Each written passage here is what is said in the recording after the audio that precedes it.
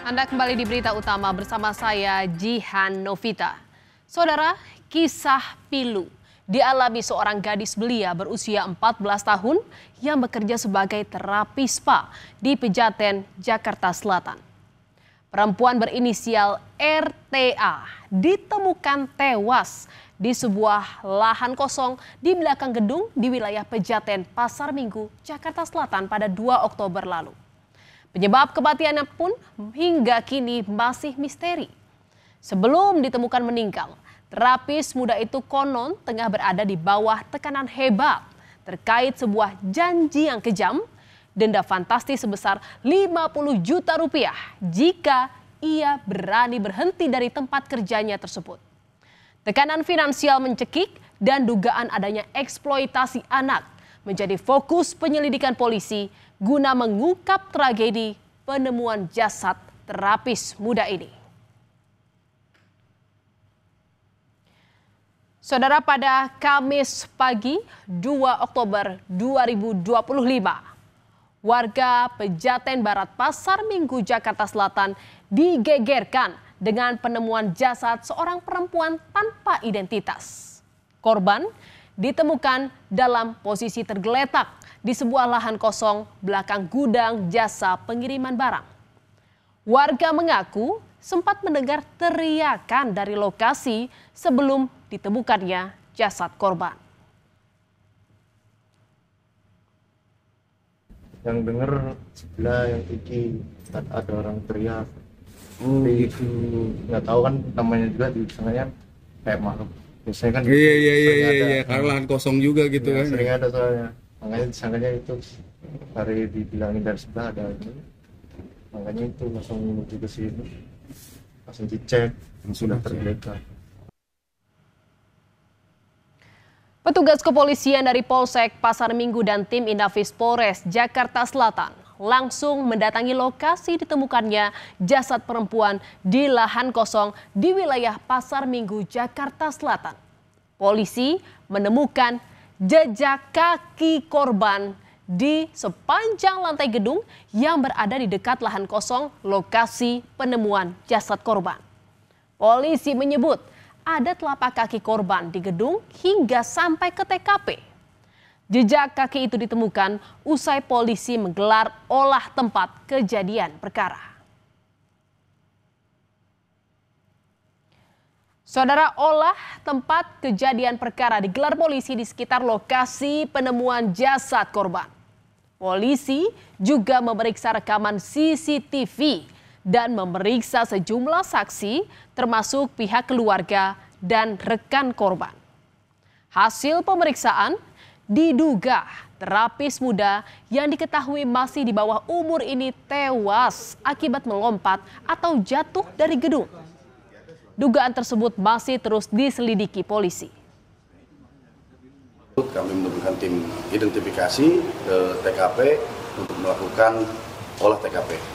Dari hasil olah TKP yang kita dapat sementara ini, kita temukan adanya luka di bagian dagu, di tangan sebelah kiri lecet dan perut. Ada dugaan loncat nggak sih Bang dari gedung? Dugaan sementara seperti itu, cuman kita masih meriksa para saksi yang ada di TKP, baik saksi-saksi yang menemukan korban pertama kali di TKP, sampai dengan saksi yang ada di sekitaran korban. Saudara, semasa hidup, korban dikenal sebagai sosok yang mandiri dan kerap membantu tetangga. Ia bekerja di sebuah tempat spa yang tak jauh dari lokasi jasadnya ditemukan. Menurut keluarga, korban baru 2 bulan bekerja setelah mendapat informasi lowongan pekerjaan dari media sosial. Sebelumnya, saudara, korban sempat ditempatkan di Bali dan akhirnya dipindahkan ke Jakarta. Kakaknya katanya dapat dari TikTok kerjaan awalnya tuh. Terus selama 2 bulan atau 3 bulan dia nggak pegang HP.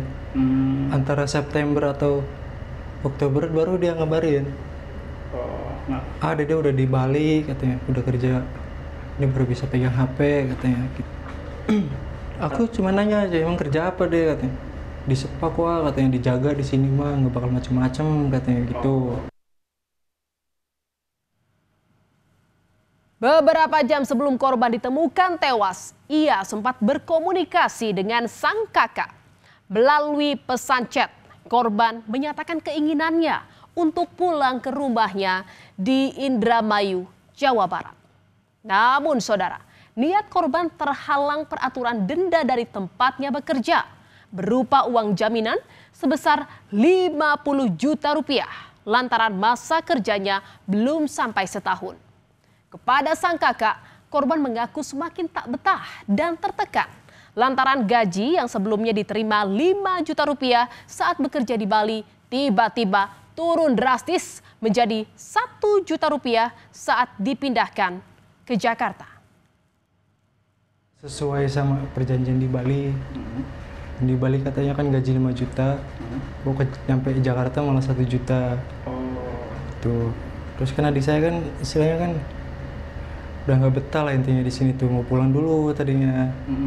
Cuma dari pihak Deltanya mungkin ngancam kalau belum 1 tahun membayar dendanya 50 juta. Iya. Terus saya kan di situ menerangkan itu peraturan dari pemerintah apa bukan, kan nggak mungkin kalau dari pemerintah kan. Terus adik saya menjawabnya ya nggak tahu tuh, dari juga pusing katanya. Kenapa jadi kayak gini gitu kan. Intinya dia udah nggak betah. Terus keduanya nggak sesuai sama perjanjian di Bali lah intinya. Pihak keluarga lantas melayangkan laporan ke Polres Metro Jakarta Selatan terkait dugaan tindak pidana kejahatan, perlindungan anak, dan TPPO di balik kematian terapis muda ini. Laporan tersebut dilayangkan oleh kakak korban guna meminta pertanggungjawaban dan meminta kejelasan terkait denda 50 juta rupiah yang diterapkan di tempat kerja korban. Ya, saya minta tanggung jawabnya aja. Cuma sama yang itu mempertanyakan denda yang 50 juta itu. Maksudnya kan biar jangan sampai ada korban lagi gitu Pak. Cuma gara-gara nggak betah terus karena tekanan 50 juta itu kan repot lagi kan. Saudara, polisi masih terus menyelidiki penyebab pasti tewasnya terapis muda termasuk dugaan eksploitasi anak yang dilaporkan oleh kakak korban. Hingga kini, Unit PPA Polres Metro Jakarta Selatan masih menunggu hasil otopsi korban di Rumah Sakit Polri, Jakarta. Selain itu, polisi tengah berkoordinasi dengan Dukcapil untuk memastikan usia korban lantaran ada perbedaan identitas. Nah, untuk ownernya, jadi kita baru sampai manajernya saja. Kita sudah sampaikan undangan klarifikasi ataupun pemeriksaan juga. Nah, terkait di bawah umur ataupun tidak di bawah umur itu kami masih lakukan pendalaman dulu. Jadi kami harus pastikan dulu nih, kami masih mau koordinasi dulu dengan Dukcapil terkait identitas dari jenazah ataupun korban ini. Dan saudara, sejauh ini polisi tengah memeriksa 15 orang saksi terkait kematian terapis muda ini. Saksi yang diperiksa mulai dari rekan kerja sesama terapis, atasan korban, hingga warga sekitar yang menemukan jasad korban. Selain saksi, polisi juga terus mencari bukti dan petunjuk lain guna membuat kasus ini terang benderang. Saksi-saksi yang sudah kami periksa kurang lebih ada sekitar 14 atau 15 saksi yang sudah kami periksa, termasuk ada rekan-rekan terapisnya, kemudian security, kemudian manajer, serta warga yang menemukan jenazah pertama kali di tempat kejadian perkara. Memang kita masih mencari CCTV ataupun petunjuk-petunjuk lain yang memang mengarah ke tempat kejadian perkara. Jadi memang kami belum bisa lebih lanjut, itu kami akan mendalami lebih lanjut lagi nanti. Saudara, misteri kematian terapis perempuan muda di Pasar Minggu, Jakarta Selatan belum juga terungkap. Tragedi ini memunculkan berbagai spekulasi dan pertanyaan yang belum terjawab hingga kini. Berbagai barang bukti dan keterangan saksi kini terus didalami polisi. Semoga saja segera terdapat titik terang. Penyebab kematian terapis muda bisa terlihat jelas sehingga jadi pelajaran tak ada lagi kasus kematian serupa di kemudian hari.